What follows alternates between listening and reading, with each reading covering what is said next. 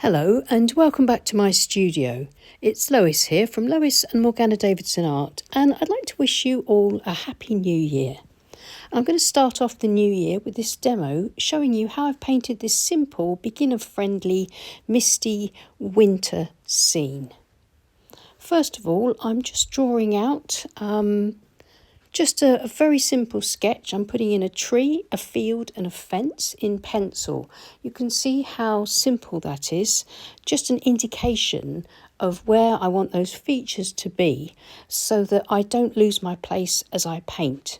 I'm going to be using the wet in wet technique, and I'm wetting the paper all over to start with using my large wash brush. Any wash brush will do, but I prefer to use a 1.5 inch Princeton Aqua Elite modeler brush. Just had a few bits of dust on the paper there, which I've sort of been chasing off. And now just making sure that that paper is nicely soaked. It's Canson Moulin de Roy 100% cotton cold press watercolour paper. It's taped to my board with ordinary decorator's masking tape, and my board is an angle of about 20 to 30 degrees, so gravity will help with the painting. I'm going to create quite a heavy sort of leaden sky using Prussian blue and Venetian red. Quite rich, taking it sort of straight from the tube, just mixing it with a little water, because of course there's plenty of water on the page already, and that helps to get the paint to flow. I want to paint a graduated wash, starting off a lot darker across the top and just allowing that paint to run out a little bit so it becomes paler nearer to the horizon. And now that I've reached the horizon line, I'm going to dip into quite rich, straight from the tube again, raw umber, bringing a streak of that across the horizon, then back into my Prussian blue and Venetian red mix. And just a little strip of that, just quickly put across, just minimum brush strokes, trying to keep my passages of paint nice and simple with as fewer brush strokes as possible. I've dipped into some Payne's Grey, so that's Payne's Grey along with the raw umber and Venetian red and Prussian blue that's already on my brush, that's creating these lovely deep shadows in the foreground, which will give me the suggestion of the foreground field and lead me into the rest of the painting. And if you notice, I've followed the perspective line that I created with my sketch with the fence, and that's what's giving me the suggestion of the lay of the land and depth and distance. And now lots of dark value, Payne's Grey, Prussian blue and light red and raw umber, various mixes across the tape and the foreground, and that will give me some texture for my foreground. Now it's a little bit too blue for my distant trees, so I've added some Venetian red or light red to that colour to give me that nice rich grey, and I'm just going to put in some middle ground trees there, just the hint of a few trees across that horizon line, dabbing the paint using the corner of my flat brush or modeler brush, and then working the same mix in dabbing it around where the tree branches are of my foreground winter tree that I penciled in. Keeping it nice and loose. And now with my palette knife, scraping through the rich paint, so drawing with my palette knife and creating just these lovely loose suggestions of tree trunks and tree branches.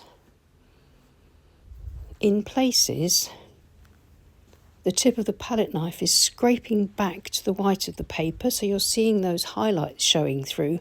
And in other places, the paint is pulling back into the little scraped mark that I've made and giving me these darker branches. So I'm getting quite a lot of variety just from using this one tool.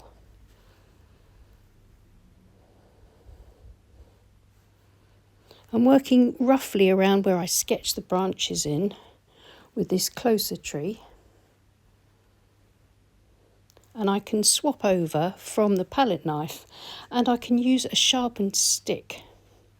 This is just a wooden chopstick. I put the end into a pencil sharpener and I can draw with that in exactly the same way as I did with my palette knife, and that'll give me these much finer marks. Lots of these little fine branches.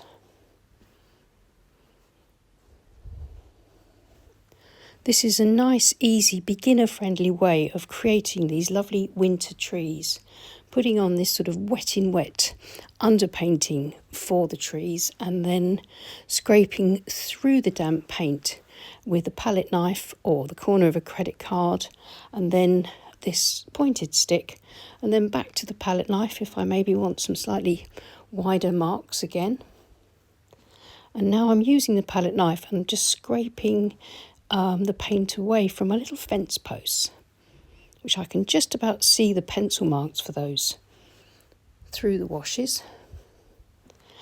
And now I hope you can see this lovely loose landscape is coming together quite nicely. Just putting in some wires between the fence posts, again scraping them through with the palette knife, nice and quick, keeping it nice and loose and fresh.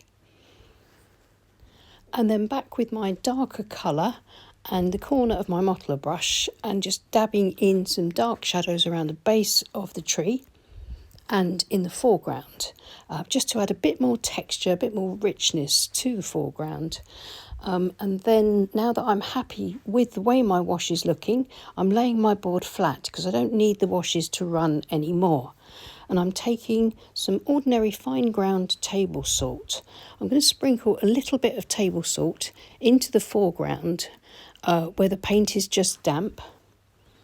And each little salt crystal should give me a tiny bloom, and those groups of blooms should give me the impression and suggestion of undergrowth and weeds and brambles growing around the foreground.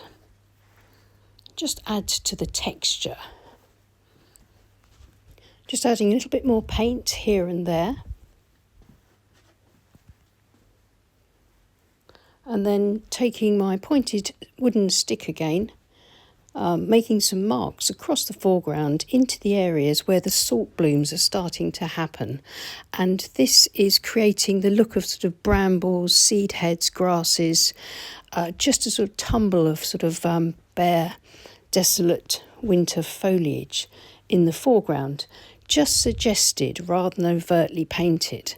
And again, drawing with the stick like this in a very loose way is a great way of suggesting the foreground without having to paint too much detail.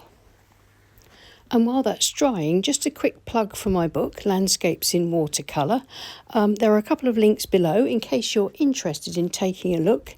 There's 10 projects in here, much more in depth than these quick demos that I do on YouTube, which I hope that you'll enjoy. So do check out the link if you're interested. And now here's the dry painting. I've removed the tape. And I'm really pleased with how loose and fresh this painting has turned out. There's no fussy detail. If you look at the little salt blooms that were created by sprinkling salt into the damp paint, that's given me these really pretty effects. It's painted my foreground for me. And you can see that by putting that fence in and following the lines of perspective, I've been able to create depth and distance in a very sort of simple way. So a nice, simple, beginner-friendly demo to get you started off for 2025. And don't worry if it doesn't work out first time. These things rarely do. It's worth sticking at this sort of thing, and you will find that these loose landscapes can be a very satisfying way of learning how to paint and learning how to understand how the paint, the paper, and the water behaves on the page. Well, thank you so much for watching. Please leave us a like, and if you're not subscribed to our channel, then why not consider subscribing and joining our community here? It's free to do, and if you click on the bell icon, you'll be notified whenever we post a new video. And thank you so much to everybody that supports us and this channel on Patreon.